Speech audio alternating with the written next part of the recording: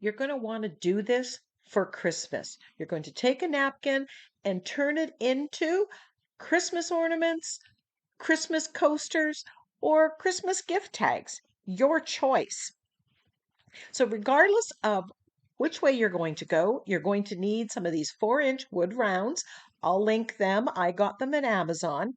Now, if you are making ornaments, you're going to want to drill a hole into them. If you use them for coasters, then you don't have to. Gift tags, you're going to drill a hole. Now, I've put a coat of gesso on one side. The first set, I put a coat of black paint on the back. These ones for coasters, I leave blank. Now, I'm using this adorable napkin from Ninny's Napkins. It's called Christmas Robins, and it has these 2 robins.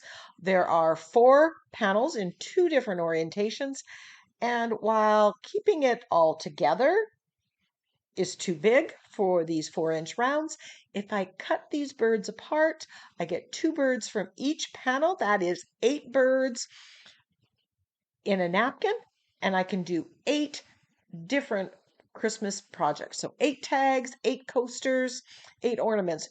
Again, your pick. So by cutting them up, I can just figure out where I want each of the birds to sit. And then I am going to use the iron decoupage technique. I'm going to turn on my mini iron to the middle setting. And then I'm going to take off the excess plies from the napkin. There's usually 2. And I'm going to prepare my wood round by putting a coat of either Mod Podge or fluid matte medium. I prefer the fluid matte medium, but I have some excess Mod Podge, so I want to use it up and get it out. I don't want to store duplicates of things that do the same thing, but both will work. So I'm giving this a generous coat of Mod Podge, and then I'm going to make sure or want this to dry. Making this, I will make 4 at a time or 8 at a time. And by doing kind of multi-makes assembly line, you're saving a lot of time and energy and cleanup. Once that's dry, and here I'm just doing the second set of 4. As I said, I want to maximize the time. I've got the brushes already, got the Mod Podge in it, so I'm just going to get 8 of them all ready to go. Then I'm just going to wrap that in saran wrap because I'll need it again. And then I'm finalizing the orientation or the composition on the ornaments. I'm mindful of where the hole is because you don't want to put your focal image upside down. Don't laugh. It's happened. I've done it. And you can cut off excess or you don't worry about it because you'll be getting rid of any of the excess or overlap in the next one. Once you position it correctly, you want to take a piece of parchment paper and then simply iron it on. The heat of the iron reactivates the glue and you get it perfectly smooth. All the wrinkles are gone. Now, you might be thinking, oh, there's Mod Podge where there's no napkin. But as you can see, the parchment paper pulls off and you don't have to worry. Cool a little bit and just be gentle. So now I'm just going to do another one and I'm going to show you the lesson I learned today. So I'm just positioning this. I'm cutting this a little shorter to fit where I want it. Because you can take what's with that napkin and alter it. And then I'm ironing it on. It's reactivating the glue again and getting rid of all the air bubbles. And I noticed there's a mark showing up there and I realize my mistake. My parchment paper I have used and used and used and it had a bit of, I don't know, paint, something on it. Now that's been transferred onto my nice ornament. No worries, just take some gesso and it's gone. But I want to keep it real. Things don't always go smoothly. Sometimes I forget a step.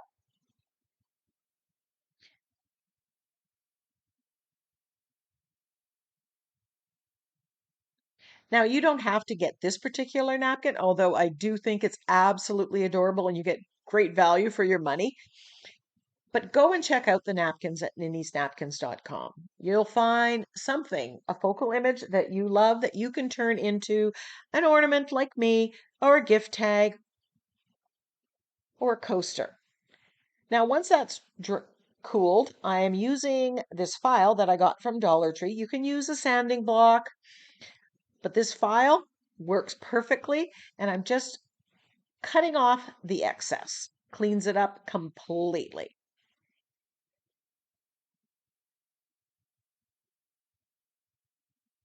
And there are my 4 ones. Now, here's where I should have sealed this side with matte medium. Give it a good coat of matte medium or Mod Podge, but I didn't do that. I was anxious to get to the overpainting, but this is where you would have been doing it before you get to the overpainting. So here I'm just dabbing on gesso on the background, and especially paying attention to where the napkin ends and the background begins. This just helps it meld and remove any harsh lines.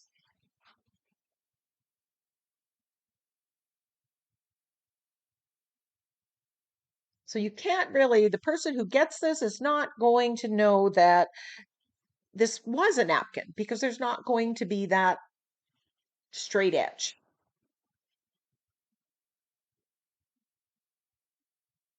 I did water cut. I used a liner brush, put a little bit of water on it, and I got that deckled edge instead of using scissors. But you can use scissors, but it tends to leave a harsher line.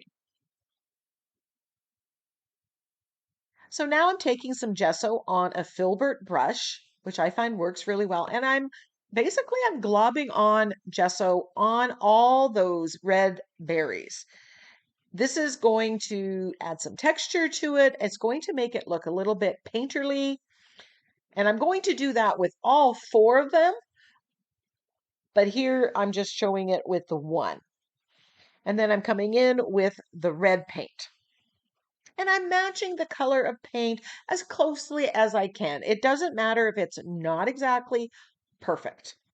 No one's going to see the original and what you've done.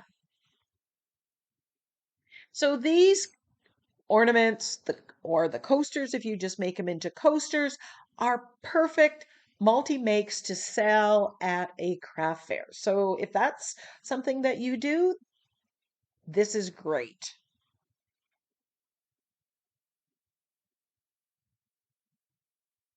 So here I'm coming in and just dabbing. I've got a little bit of black paint on it. I'm adding some highlights and lowlights and adding some red to the Santa hat that this little robin is wearing. So I'm using some burnt sienna, and this is where I'm going, oh, it's not exactly absorbing, coming on here the way I expect it to do.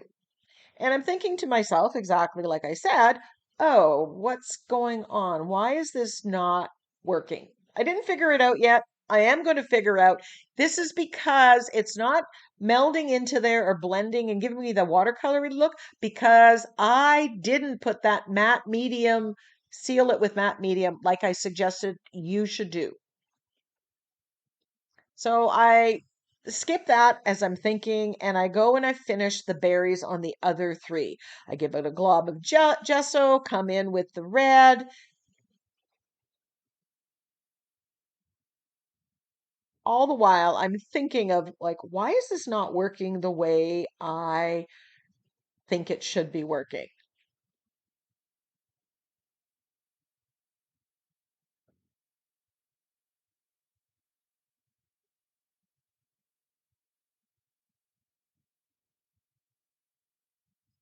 Suddenly I realize I try it again, I get the same result, and I'm realizing, oh, I forgot to seal it with matte medium. So I dry everything and I come back in with my matte medium. You can use Mod Podge too, and I am sealing it, letting it seal. That's turning it into a non-porous surface, and then my um, overpainting is going to be okay. Of course, I didn't have those red berries completely dry, so I had a mess to clean up. Like I said, I am keeping it real. I'm showing you mistakes because we all make them.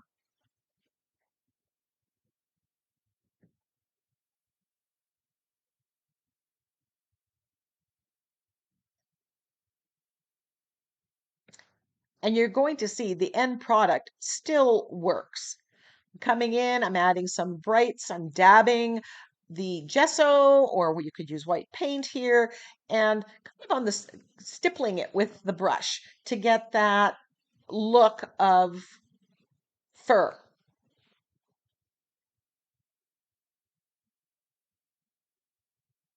So I'm adding some gesso in here, and I'm coming in now that it's dry with the red, and you're going to see that one nightmare, but I do fix it. So there's nothing that you really can do that you can't fix later. Add a little bit of gesso, blend those colors, and think, what did I do right? What did I do wrong?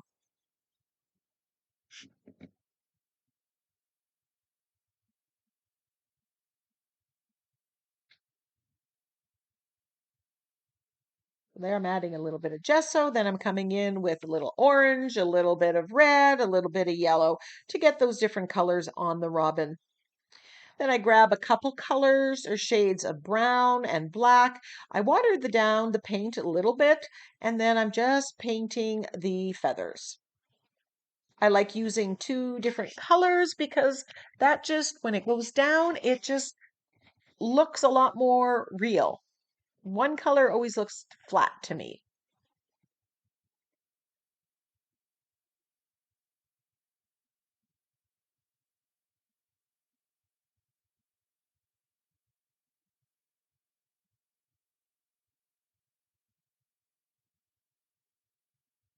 And here you can see you're doing all four, so you can bounce from one to the other.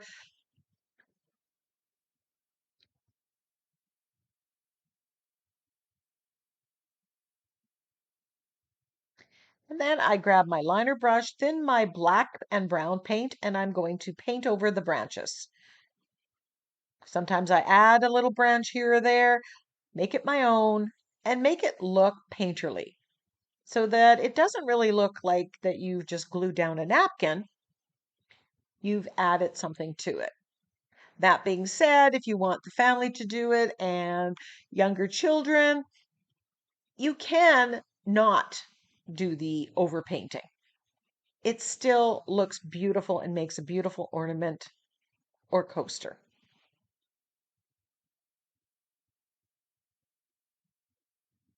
What I often do with these ornaments, I use them as gift tags and then they can use them as ornaments afterwards. So it has kind of a dual purpose.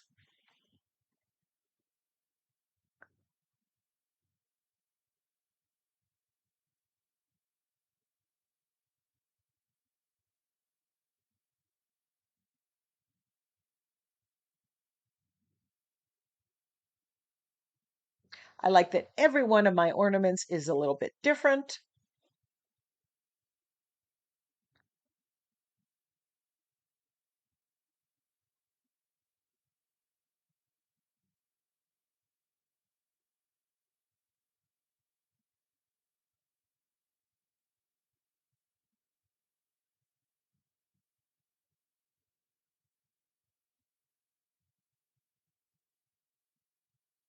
Adding some line work on the feathers, filling in the beak to make it stand out a little bit better, and just work around. You can do as little or as much overpainting as you want. I could have just done the berries and the hat, and that would have been fine.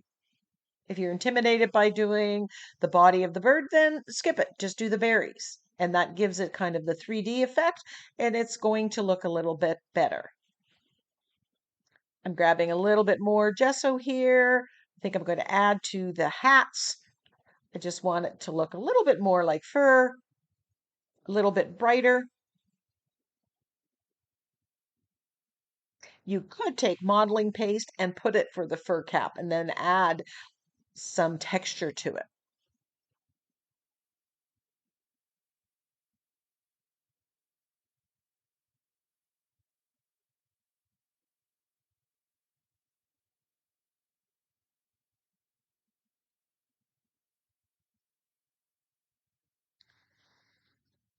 I'm using the stylus to dot the eye with black paint.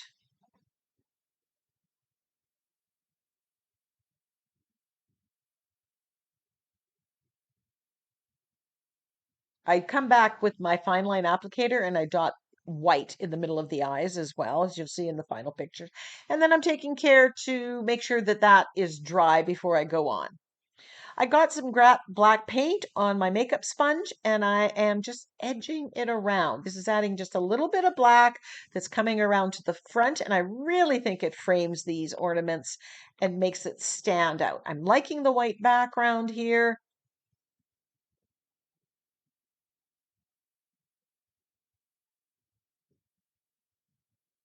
And I'm thinking, am I done? Am I done with these ornaments? Are they done? The other side was black, and you could just leave it painted black, and that would be fine. You could leave it blank, although I tend to be messy. Instead, I decided to cover this with a napkin. Now, I had these painted black. Yeah, I had done that last year. I don't know what my plan was with the black ones, but I'm putting a layer of Mod Podge on it. It's off to the side to dry. I grabbed this all of over poinsettia pattern. You can use thin gift wrap, and I'm ironing it on. Now, because it was black underneath, it really darkened the look of it, which I love because I love that dark burgundy and that matches my decor. And this is the background. I wanted it to look finished, but I didn't necessarily want to do a lot of work. So grab an all over pattern napkin like this, or grab some wrapping paper and you can put it on, or you can just paint it. I'm edging it with black, just like I did the front. And then I decide to add some gold there. This really frames it, makes it look very vintage with that dark burgundy because of the black background. So I go around all of them and add that gold.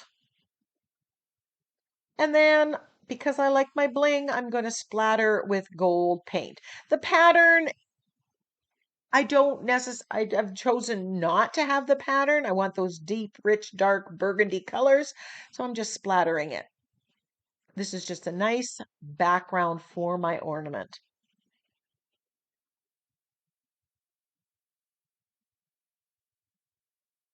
Now I want to show you using that same napkin, but with a white background, what it looks like. So I've covered it with Mod Podge and I'm just going to use my iron and iron that on. And you're going to see big difference. So if you like the dark, rich burgundy, you can do that. If you like the brighter colors, then don't paint the back black. So there is the black one, and there is the one that was on the white background. So it is different. You get a very different effect. You choose. So there are all four of them. Now I can choose to turn this into a napkin or I mean a coaster or an ornament. These could be nice coasters just as they are. Just put some cork on the background. Easy peasy. So back to our ornaments. I decided to grab my fine line applicator. I've got gold paint that has been thinned, and I'm doing some faux stitching all the way around. I just like this detail. But if it's not your thing, you can skip this step. You can use a gold pen, a gel pen, if you don't have the fine line applicator. So let's get back to the front. I'm adding a little bit of script. I like my script on there. I'm liking the white background, but just want a little bit more interest in there. It just looks a little bit naked. So I'm using my archival ink, which is permanent once it's dry. And I'm just adding a little bit of script to the background, keeping with my white background.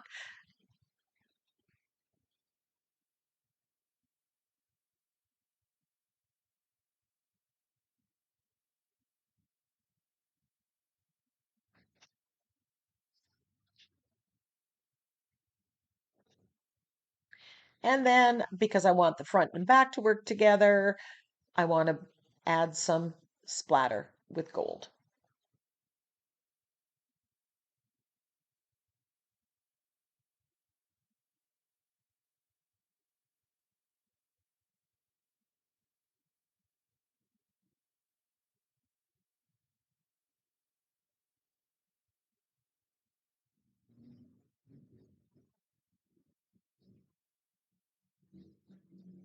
I'm loving how these turned out. The hard part is going to be the plan is to gift these to people. So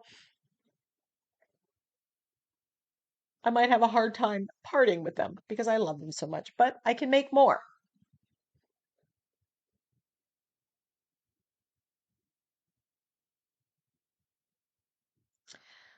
I There's not a lot of room on these ornaments, but I did want to put a word, and I just have a thing about the word joy. So I am using my wooden letter block stamps and just stamping with black acrylic paint the word joy. And I'll just do that on each one in the space provided. You could also stamp on the other side to and from and write that in or put the person's name if you know who you're gifting it to.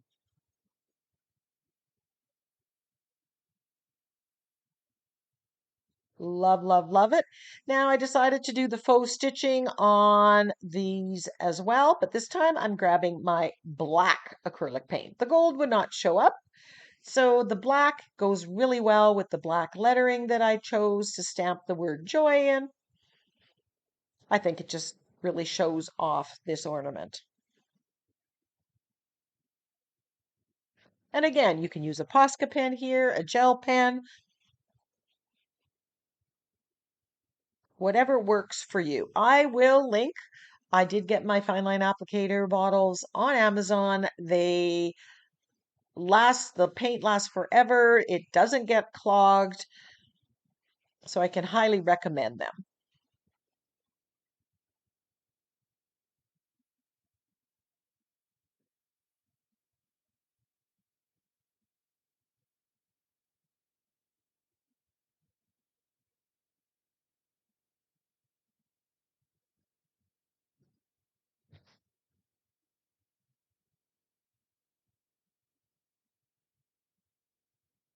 You could also stamp the year on the ornament. Now, I use polyacrylic varnish. I use the satin finish, and I give it one or two coats. And then once that's dry, I'm going to use whatever ribbon, raffia, jute I think goes. Gold, red, and applying it, I just use a brush and I put one layer, make sure that it dries completely. I've put it on a baking rack. These I just got at the dollar store, and I use them when I do all my varnishing.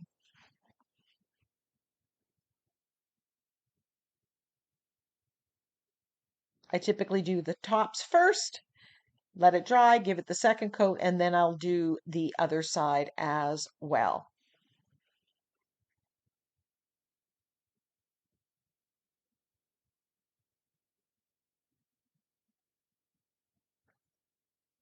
Typically, I make sure I dry it overnight before I do the varnish layer.